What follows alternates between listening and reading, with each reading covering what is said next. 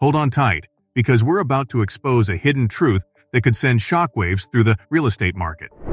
Brace yourself for an eye-opening revelation as we unveil the surprising and unexpected catalyst that could ignite the housing crash.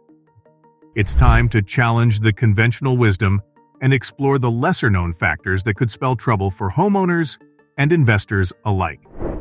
Late in 2022, the U.S. housing market finally started to slow down after a record-setting run in which mortgage rates fell to all-time lows and home prices rose to new highs. Mortgage companies laid off a lot of people.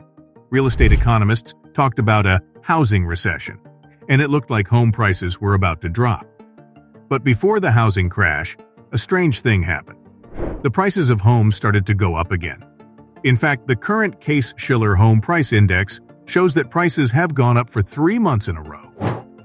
Yes, home prices were lower than they were in April 2022, but only by 0.2%. In other words, the housing boom may be over, but this pause in the real estate market doesn't look like a crash. The National Association of Realtors, NAR, looked at the numbers in a different way and found that the median sale prices of existing houses had gone down year over year for 4 straight months through May, with February's drop being the first in almost 11 years. After a real estate party that went on longer than anyone thought, it's time to take a break. NAR said that in the spring of 2022, typical prices went over $400,000 for the first time ever. Even with the recent drop, prices have gone up by more than $100,000 since March 2020, when the coronavirus pandemic started. Now, bidding wars are back, and there aren't enough items to go around. Rick Arvielo, who runs the mortgage company New American Funding, says that home prices won't go down. We just don't have enough stock. Skylar Olson, who is the chief economist at Zillow, thinks that there is an imbalance between supply and demand. Her most recent prediction is that home prices will continue to rise until 2024. This is good news for sellers, but not so good for first-time buyers who are trying to buy a house. Olson says, "We're not in a place where things will suddenly get cheaper."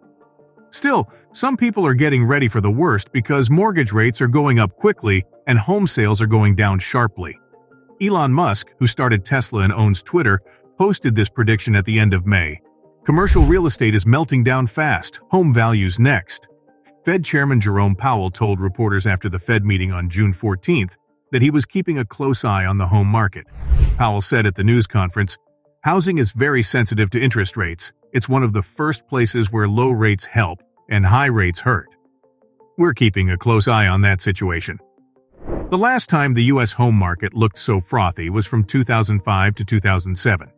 Then the prices of homes fell, which was a disaster. When the real estate boom burst, the world economy went into its worst slump since the Great Depression. Now that rising mortgage rates and a possible recession are putting a damper on the housing boom, buyers and landlords are asking the same old question: is the housing market about to crash? Economists who study the housing market think that prices could go down even more, but not as much as they did during the Great Recession.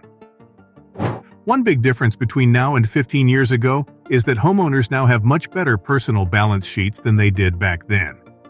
The average homeowner with a mortgage has great credit, a lot of wealth in their home, and a fixed-rate mortgage, locked in at a rate well below 5%. In fact, a new Redfin study found that 82.4% of all current homeowners are locked in at rates below 5%. Also, builders still remember the Great Recession too well, so they have been slowing down their work. Because of this, there aren't enough houses for sale. "We simply don't have enough inventory," says Yun. "Will prices go down in some markets?" He says yes. But because there isn't enough supply, it's very unlikely that prices will drop by 30% again.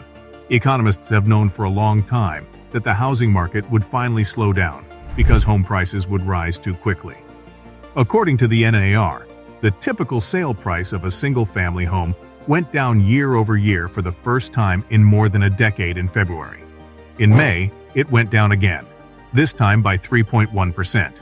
Even though the home market is slowing down, this slowdown isn't like most others. Sales of homes have dropped sharply, and the number of homes for sale has also dropped strongly. Homeowners who locked in mortgage rates of 3% a few years ago aren't selling, and who can blame them when rates are back up near 7%? This means there are even fewer homes for sale. So this correction won't be anything like the Great Recession when some home markets lost half their value. Yun says that places with high prices, like California, are the most likely to see prices drop. But he says, even in markets with lower prices, especially the expensive West, multiple offer situations have returned in the spring buying season after a quieter winter market. Overall, he thinks prices will stay the same across the country.